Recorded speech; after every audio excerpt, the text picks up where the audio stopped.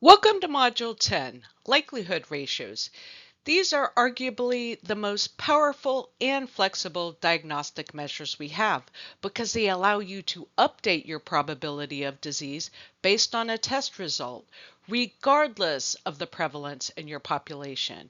They're underused in veterinary medicine, but once you understand them, you'll see why they're so valuable. Positive likelihood ratio tells you how much more likely a positive test result is in a truly diseased animal compared to a healthy one. The negative likelihood ratio tells you how much more likely a negative result is in a diseased animal compared to a healthy one. LR positive greater than 1 means a positive result increases the probability of disease. LR negative less than 1 means a negative result decreases the probability of disease. The further from 1, the more diagnostic power the test has. Practical reference for interpreting LR values. An LR plus above 10 is considered a large, often conclusive shift. A positive result strongly suggests disease. An LR plus between 2 and 5 produces only a small shift in probability.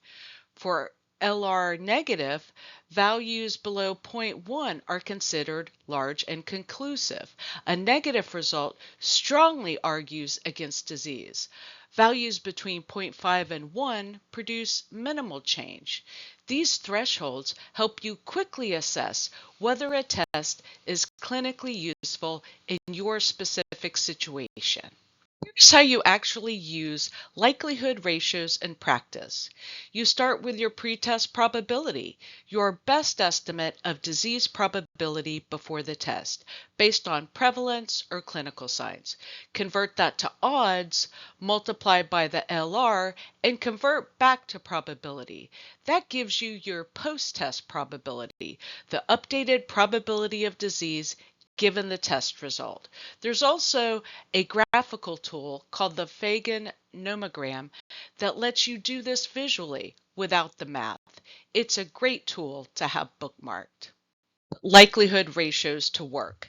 Calculate LR plus and LR negative from the sensitivity and specificity values, then use them to update the probability of disease for a cow from a 20% prevalence herd, first with a positive result, then with a negative result.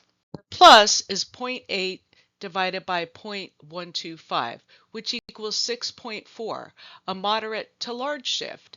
LR negative is 0.2 divided by 0.875, which equals 0.229, a moderate decrease.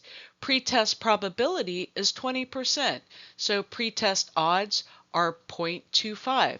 For a positive result, multiply 0.25 by 6.4 to get post-test odds of 1.6, which converts to a probability of 61.5%.